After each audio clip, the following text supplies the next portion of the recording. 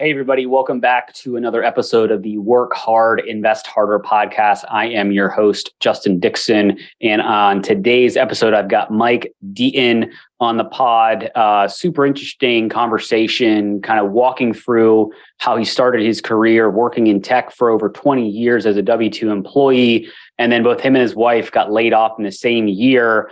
And instead of just jumping back into a full-time job, they decided to take some of their savings, take some of their time that they had, and really kind of invest in themselves. And they started actually in an interesting piece or area of real estate called land flipping, similar to house flipping, but it's just with land. So we dig into that. We also talk about his transition into multifamily, mainly for the tax benefits. So we talk a little about that. And then we talk just about kind of the market and what he thinks is going to happen here in 2023. So without further ado, let us jump into the episode with Mike Deaton.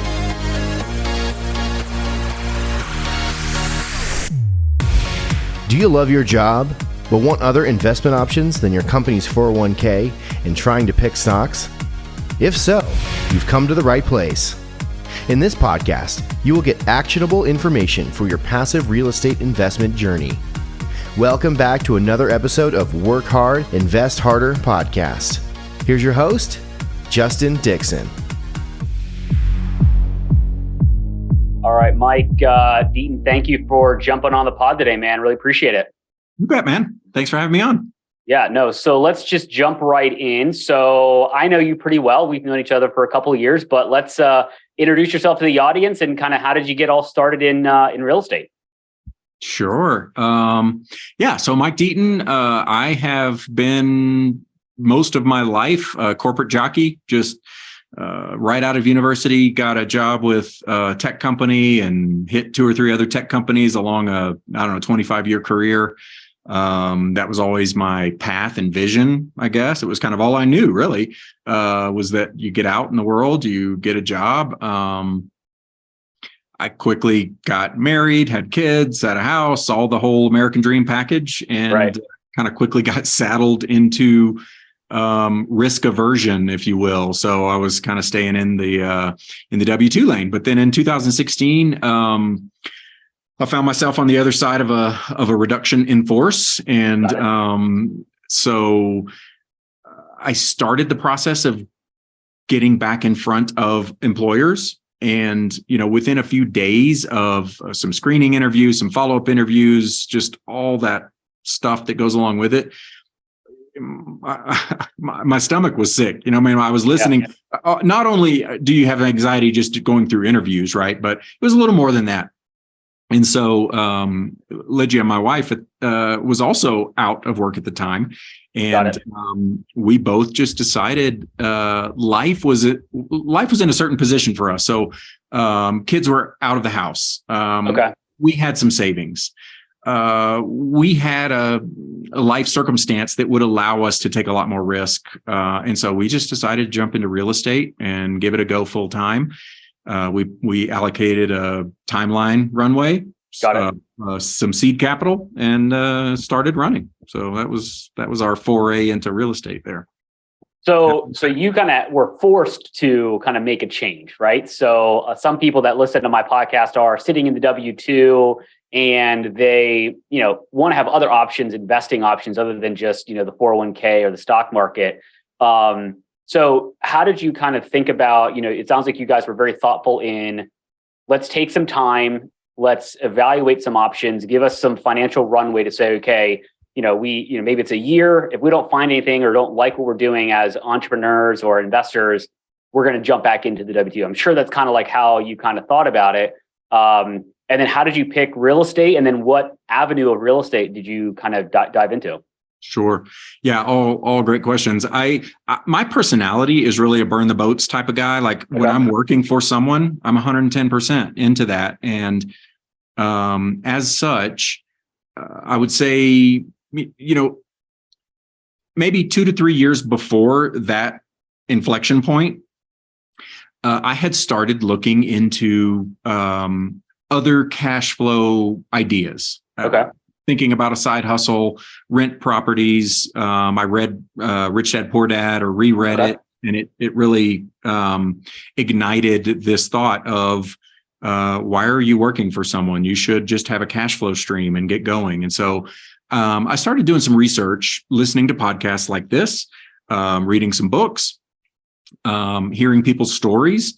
There's just, no shortage of great ideas out there. And so in that process, I heard 2 different podcast episodes with people that had gone into land investing or land flipping, and they were making crazy returns on their investment, like triple digits. And so I bought a little toolkit, and because I was working at the time, I wasn't using it. It was just sitting on my desk collecting dust. And it was in that moment of thinking about what could we do, that came to mind. And so we decided to plunge into that, and we digested the material. We went to a boot camp. We found a coach and mentor, and we decided, since we wanted this to be our full-time source of income, that we owed it to make an investment and try to accelerate that path, avoid some mistakes, and do things like that. So we started out in land flipping, which is an awesome business model. It's still our bread and butter today. We've diversified into multifamily, where, you and I have bumped into each other, doing a few different things, but, land is still our workhorse. It just generates, tremendous cash flow. And we really got into multifamily because we were making too much money, and we really needed to divest some taxes. And so we get in with the passive losses. And now we've since, we keep more money because we don't pay taxes, because we get the appreciation from multifamily and commercial assets. So how does the land flipping business work? Because you guys started this path when you both were laid off, right? So you had the availability of time to really devote to this. So how does it work? Yeah, it's essentially a buy and sell model. It's not too dissimilar from house flipping. You go out and you find properties, and there are techniques to go find who owns the vast amounts of land in the US. And it's usually through the county assessors and tax collectors, because they're sending bills to people. And so we do a direct mailing campaign to property owners where we just make them an offer. We say, hey, if we evaluate their properties worth $10,000, we'll come in and say, hey, well, we would like to buy your property. We're offering you $3,000. Would you be okay with selling it? Yeah. Our hit rate on that is anywhere from 1% to 3% of people will generally respond.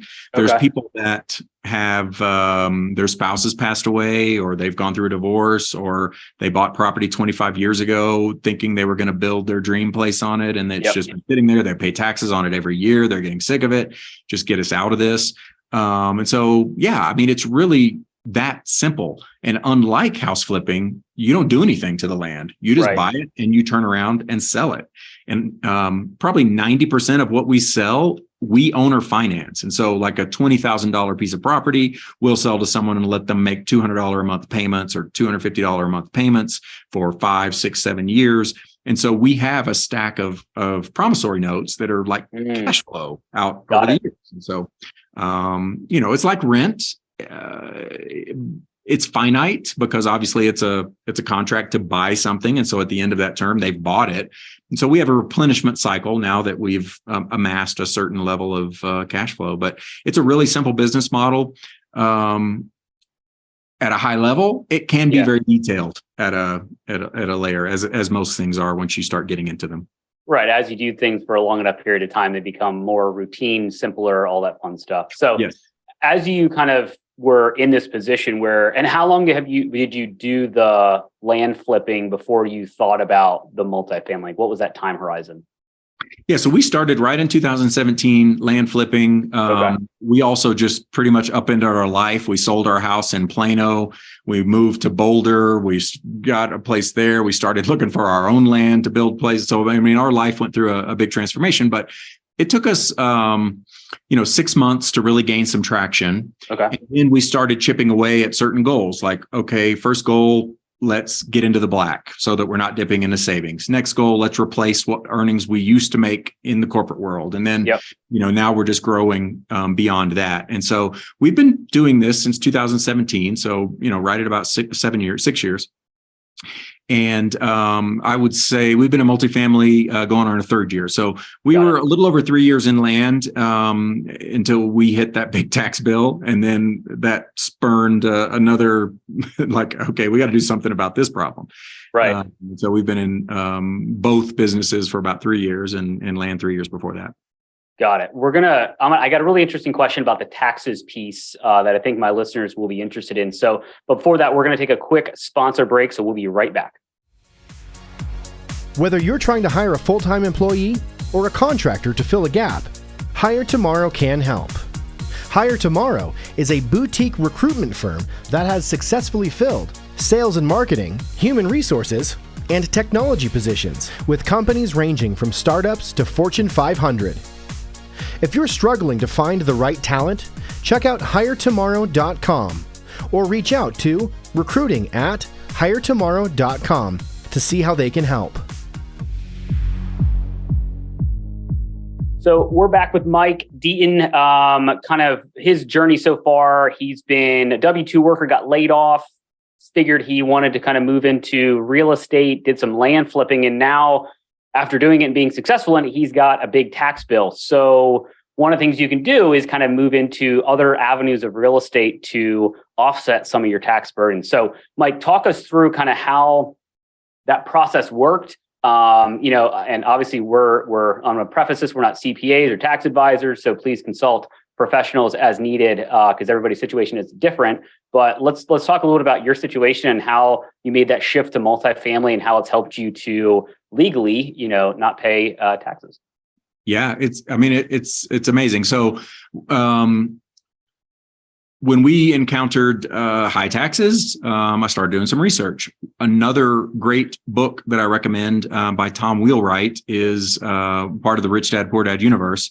Mm-hmm. I can't remember the name. You may have read it, but it's it's about reducing your tax burden in different ways. And in it, the essential concept is the government forever, since there have been governments, incentivize social behavior. And so what needs do the government have? Well, they want to provide housing for people. They want to provide energy, food. And so they incentivize all of these things. There are agriculture benefits. There are, different credits that people can take. Well, one of those is in housing. And so if you are in any way helping to create housing for people, there are various tax benefits you can get.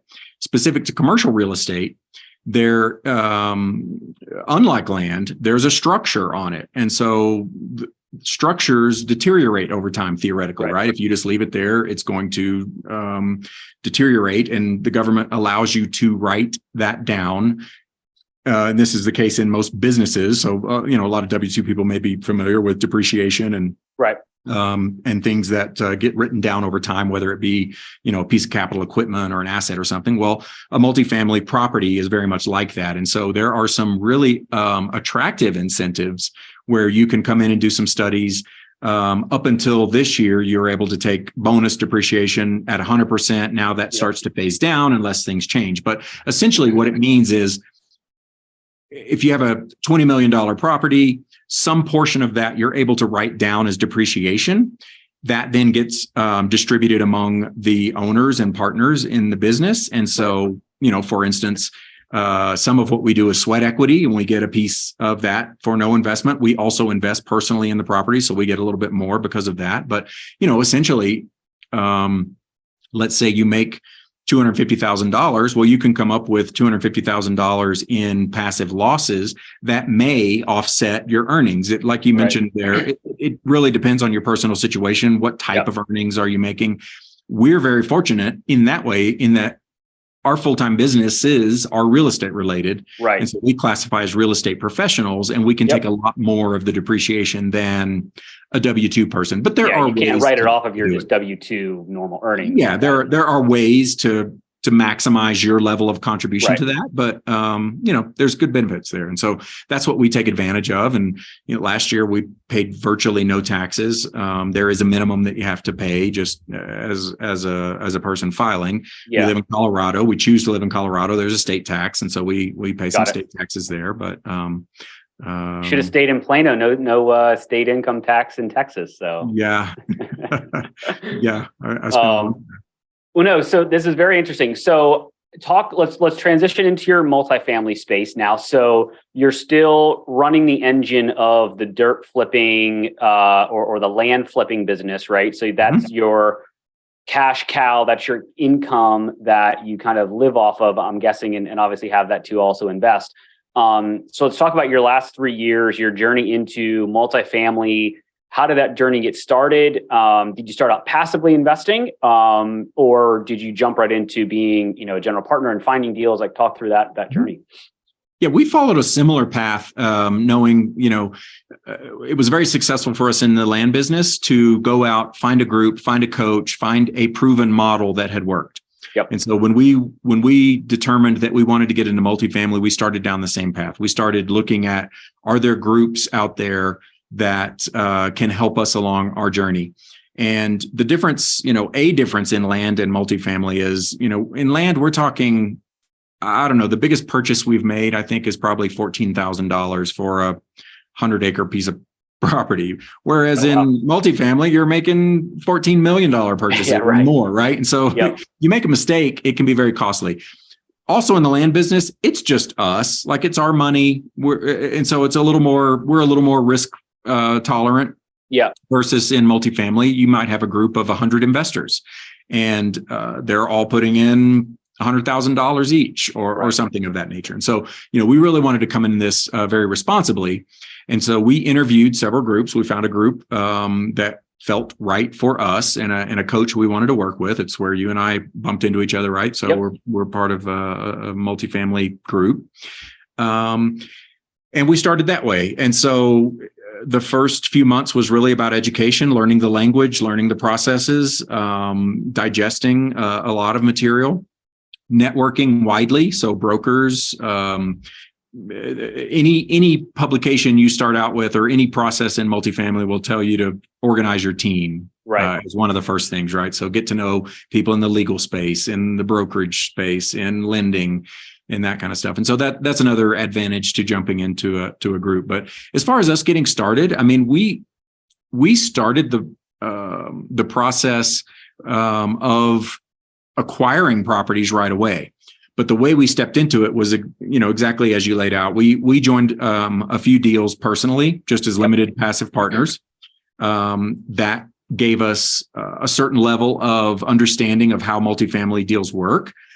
Next, we joined as a general partner team. We help raise some money. We went on due diligence. We do some investor communications. We kind of support more of an active participant in acquiring a deal.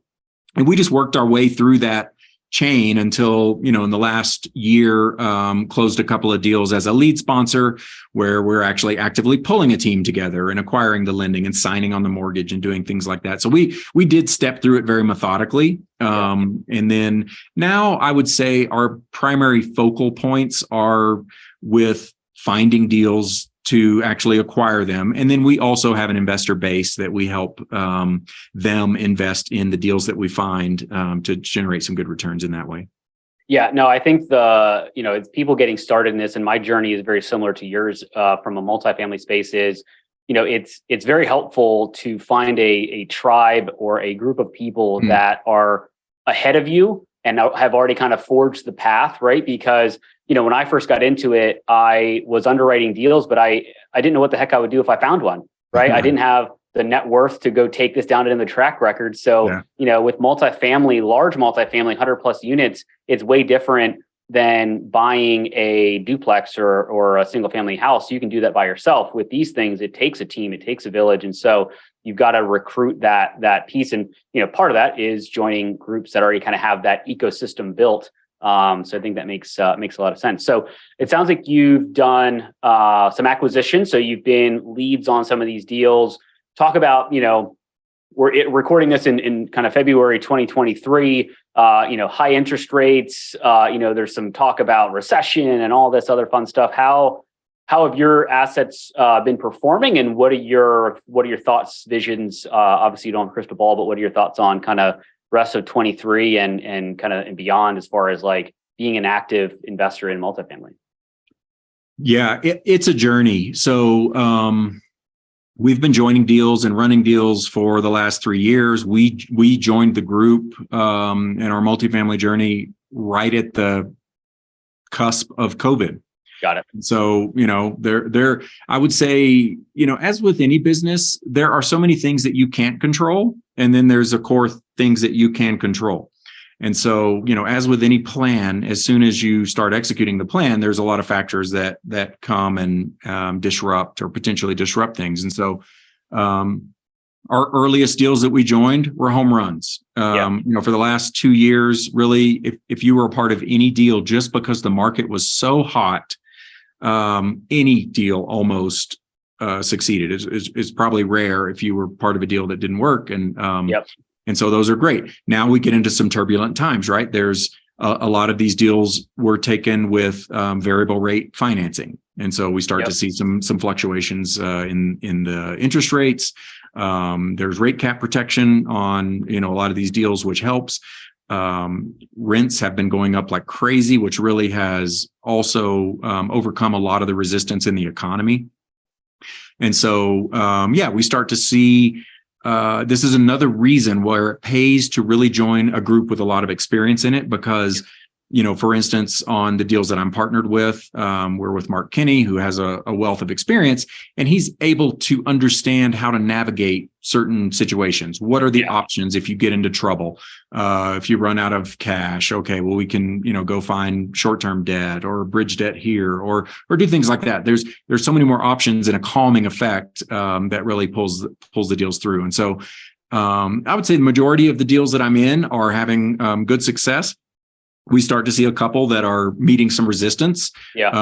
Occupancy starts to drop a little bit, whereas it was just, it was maxed out there for a little while. And now it starts to get, I think, where you see really who are the good operators and who are people that, really are in over their heads. And so, I've been saying both on this podcast and, on other podcasts that I've been on, and just in general, I think 2023 is like the year of the operator. I think, the last few years, you could buy a deal and it could be successful regardless of kind of who bought it. And now you're seeing these deals, to your point, people never thought that rates would go up as fast and as high as they did. So if they're on variable rate debt, their interest payments have skyrocketed way beyond what they probably underwrote in their pro forma. And so now they have to actually execute on their business plan to actually drive those returns for their investors, right?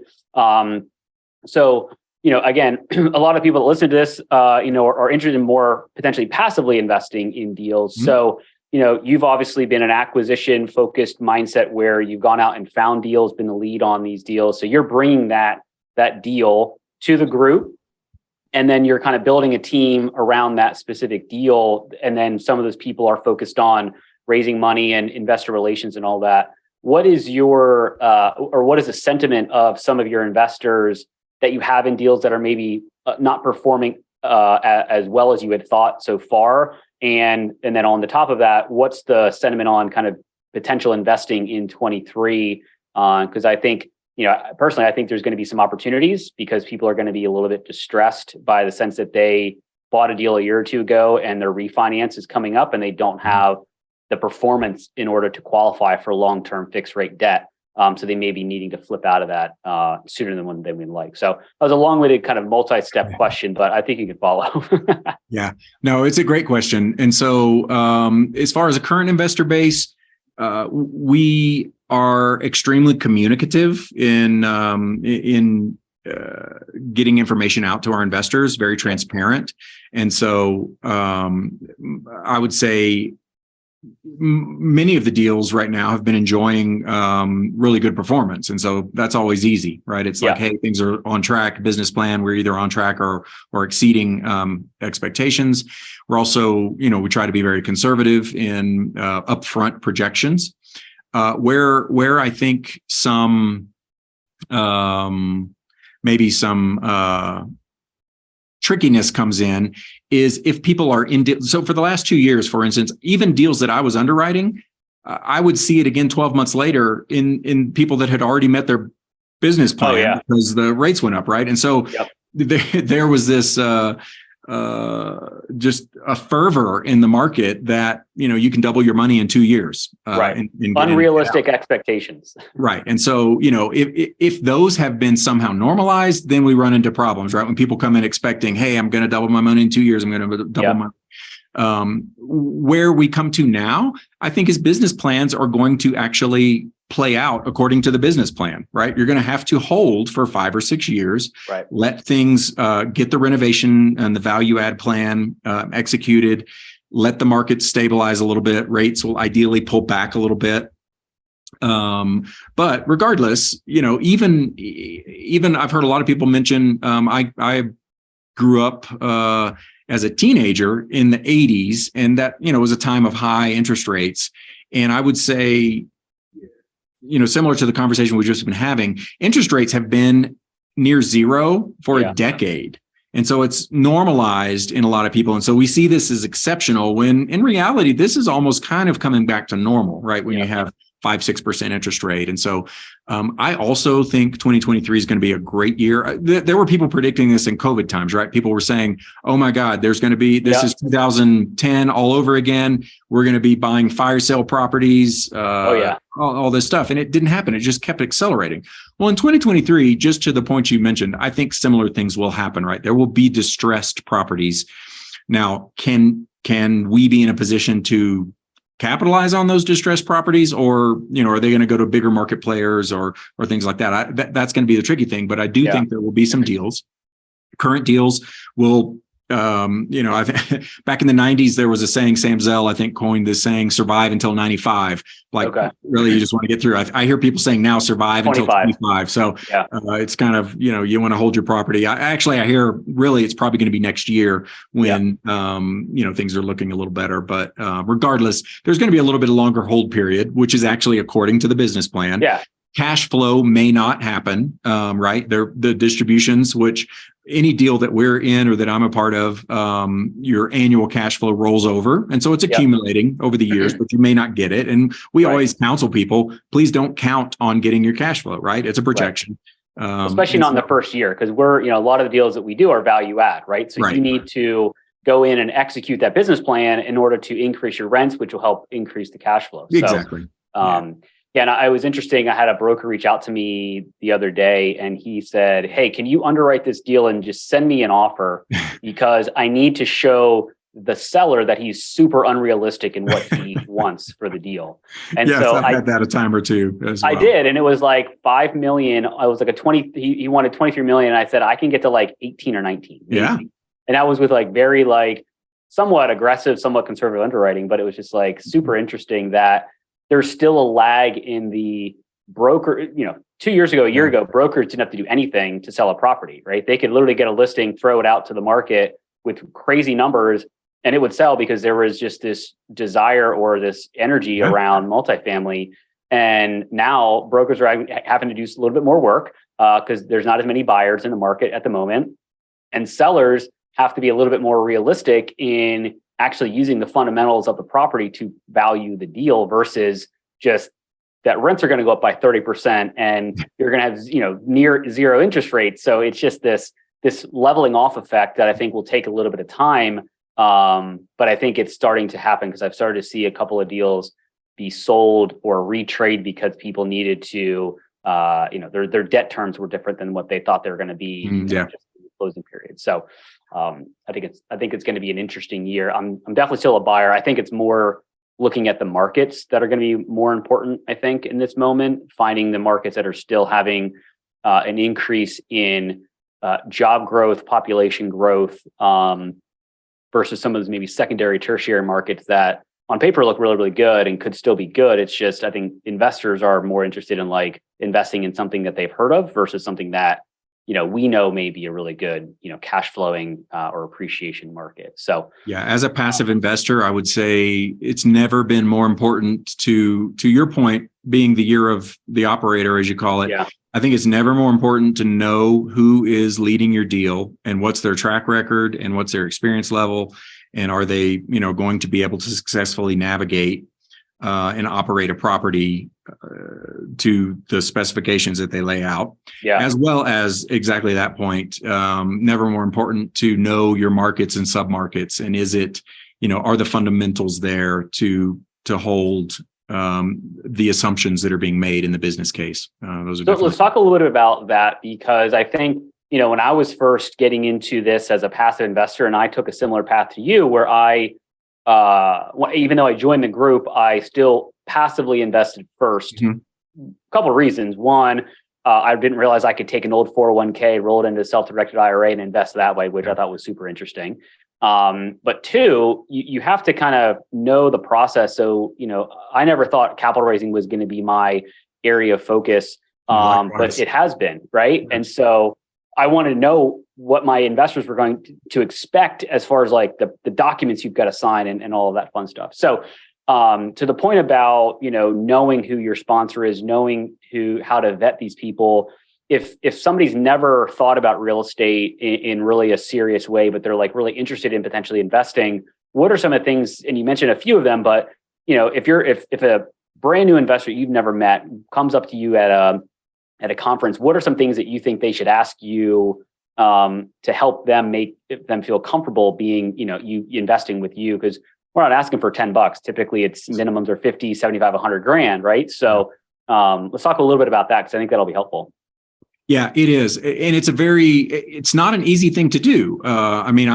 So this is really, this stems from lessons learned from my own journey, because similar to you, right? I joined, I had some money to invest, and we invested. And in those days, I was really more interested in getting into an investment than I was in understanding who was leading my deal. Now, it's a little bit different because we were part of a group. And there was already a vetting process that happened, right? Yeah. And so there's, there is some level of familiarity with everybody in the group. But even still, we made some missteps. We joined deals where we didn't quite understand the lead sponsor and their level of involvement or not that was going to be in a deal.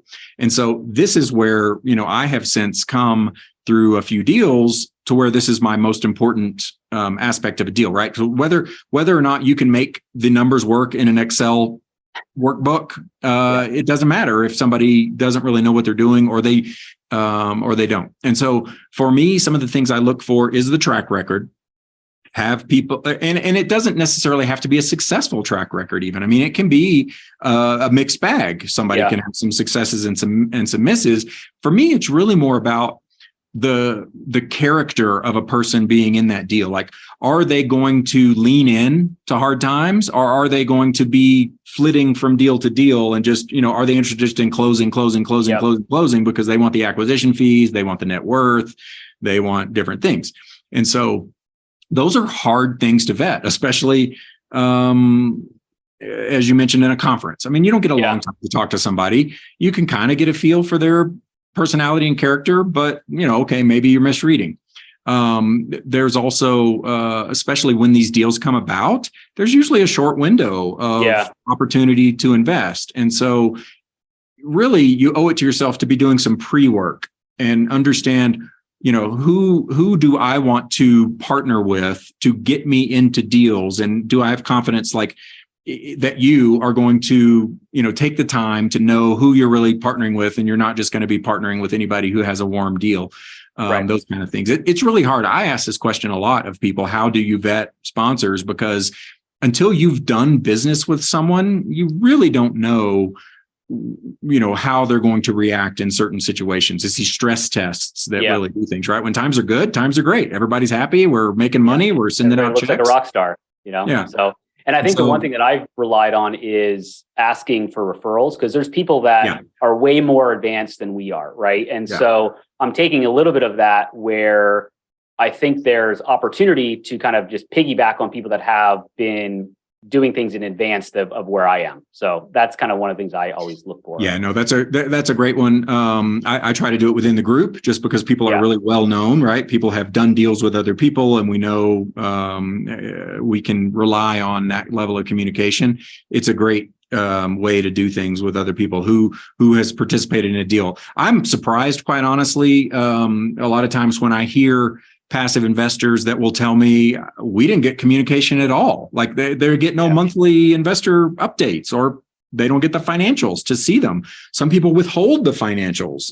So those are all, I think, things that can be revealing in how a deal is going to go down, right? If somebody's protective and they don't really want to share information, then it raises a flag versus, we're in this as a partnership. You have as much right to see the financials as I do. We're not hiding anything. We have a bad month. Okay, here's what we're doing to try to recover in that way.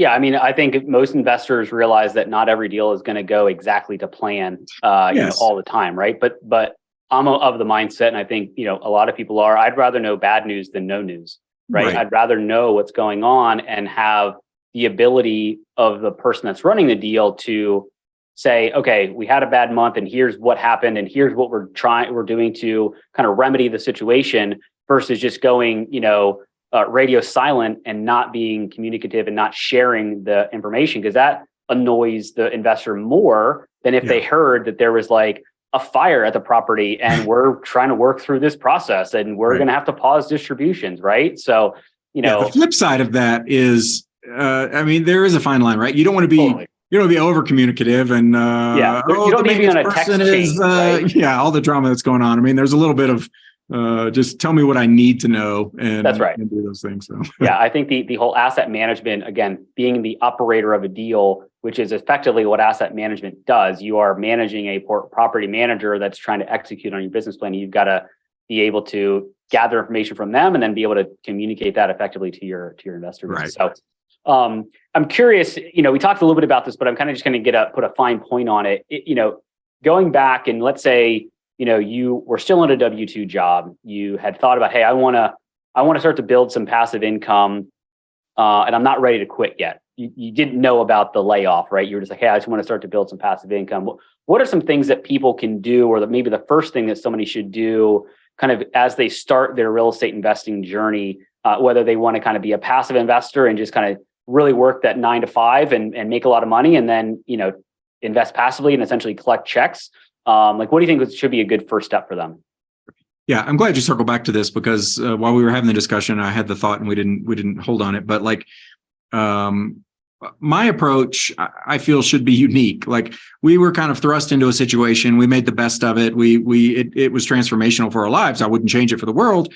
But the ideal situation for me is obviously, if you have income and you have a W-2 and it's not a soul crushing job that's killing you, do something on the side, right? Be able to invest. And so, fundamental for me is education. Just understand even the basics. There's so many programs out there. There's so many people that will give free high level overview of whatever investment you're interested in, be it short-term rentals or self-storage or multifamily.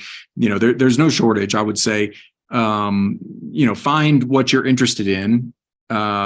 And do some education. Get yourself familiar with the language. You see these marketing pitches that we put out, and they have all kinds of acronyms and different, metrics and language. And it's hard for me to understand some of it sometimes, let alone if you're just coming in without being immersed in it. Yep. And so, really for me, it's about finding some education and then really know your situation. Like, do you have a bunch of discretionary income that you're just going to put into a deal? As you mentioned earlier, maybe you have a good retirement income and you want to be able to, or a 401k plan, you want to be able to be more flexible with that. Well, let's roll all or some of that into a self-directed, such that I can invest in real estate deals and things like that. And just, there's a solution out there. And this is what I love about real estate, is that you can almost make anything happen. You can do, if you have time, you can use sweat equity. Yep. If you have net worth, you can leverage. If you have, liquidity, you can do almost anything. Right. And so I would say, get yourself educated and then just work your situation to the best of your situation.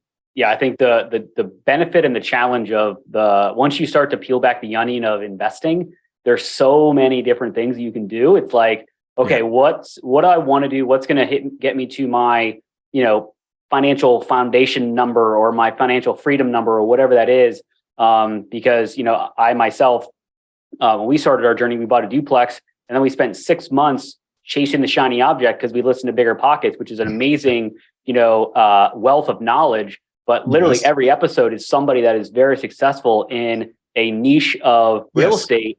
And you can get overwhelmed, be like, okay, I'm going to do mobile home parks. I'm going to do self-storage. And so, you want to kind of, look at these different areas and then say, okay, this is the one I want to, dig into more, and kind of go down that path. So I think that's education is kind of the cornerstone, I think, of what we need to do. So let's kind of transition to the end here. I've got a 3-pack of questions that I ask everybody that comes on the pod. So what's one piece of advice that got you started or helped you along your real estate journey? I would go back to Robert Kiyosaki, and just, you want to make your money work for you, and not work for your money. And that really triggered my whole logic. And just exactly to your point, there are so many options. Really, you just need to pick one that resonates with you and focus in on it. And because you can easily get overwhelmed. So definitely find things that cash flow and or generate good returns and niche in. Yeah, perfect. You may have just mentioned the book, but what is one of your favorite real estate or business books that you're kind of reading or listening to right now? Yeah, I'll go different. Recent book that I read, Mindset by Carol Dweck, is all about fixed mindset versus a growth mindset, and it's really transformative in just a paradigm shift in how you think about so many different things. Yeah, once you have that, and mine was the Rich Dad Poor Dad of just like a light switch, went off. I was like, okay, I need to do something different. So that's fair enough. All right, last question. If you hit your financial freedom number, meaning you could live an amazing life just off of the passive income you're generating, what would you do? I love giving back. I love helping youth. And so I think there's a big hole in our education system in terms of helping kids understand all of the things we just talked about.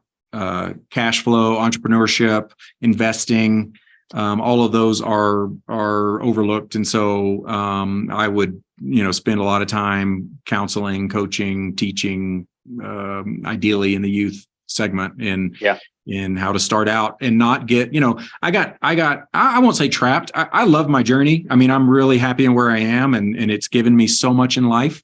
I'm not a person that looks back and say, I wish I would have done this. I regret that, whatever.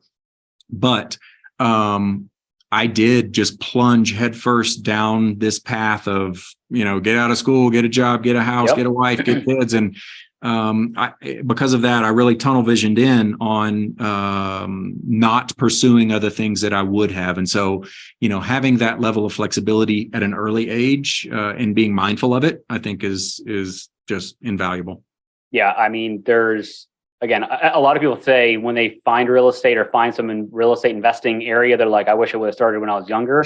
And it's just, unless you're exposed to it, similar to Rich Dad Poor Dad, you just don't know. Right. And you're just sold this American dream of get a good job, invest in your 401k, and hope you've got enough money when you retire at 65 or 70 to live the rest of your life. Yeah. And it's like, that's super risky in my head. So it is for me now too. Yeah. Yeah. No, I think that makes total sense. So before we get out of here, you've got flipping dirt on your back wall there. And I know that you and your wife are in this. So I'm gonna let you kind of give a little plug to that and kind of what you're doing, because you are giving back and teaching. And so, talk a little bit about that before we jump out of here. Yeah, thank you. And we are. So one of the things we have talked about here for the new year is we've been given so much of an opportunity through real estate and the different things that we do. We want to give back in that way. And land investing is such an easy way to step into real estate. It's low risk. You can do it part-time. You can do it full-time. You can invest $1,000 to get started. You can put 100,000 in. So it has transformed our lives. And we've started a coaching program. You can go to flippingdirt.us and it will give you all the information about it. But essentially, we're just doing really small group cohorts. We're giving a lot of focused attention, which is something we did not get when we were going through our journey. So we wanted to put together a customized plan for the things I just mentioned, right? Some people they don't have all day to focus on this, or they don't have a lot of money or whatever. And so we're going to start this journey this year, and we've got a group launching here in a week, and then we'll be doing these every couple months, probably just little small focus groups going. So it's our way of giving back, at least in this starting phase, and hopefully we build on that as we go. Yeah, no, that's super awesome. Best of luck on that journey. And so you mentioned the website. Is there any other place that our audience can get in touch with you if they have questions about the flipping dirt side? Obviously, you mentioned the website, and we'll put all this stuff in the show notes, but maybe about the multifamily side as well. Yeah, so multifamily, the best place is Deaton Equity Partners DeatonEquityPartners.com/freedom. And we put together one-stop landing page. It's got my email address. It's got some contact numbers. It's got some basic information. And so that's really a good stopping point on the multifamily space. So awesome. We will add that to the show notes. Mike, it's always a pleasure having a chat with you. I appreciate you being on the podcast, man. Yeah, you too, Justin. Thanks for having me on. Awesome. I hope everybody took something away from this episode. I've got another one dropping soon, so keep listening. And remember, you don't have to quit your career to build a passive real estate portfolio that will provide you multiple streams of passive income. You just need to take some action. And by listening to this podcast, you took an awesome first step. Thanks for being on, Mike, and we'll see you soon. Thanks. See you. I hope you got value out of this episode of the Work Hard, Invest Harder podcast. Your one-stop shop for education on how you can continue to work hard in your career and have different options to invest even harder. If you took anything away from this episode, please leave a written review. I read every review as it helps me serve you better. If you're listening to this podcast, it means that you want to grow your passive real estate portfolio. The easiest way to do that is to join our investor club by heading to greatventurecapital.com/invest. The link is in the show notes. See you on the next episode.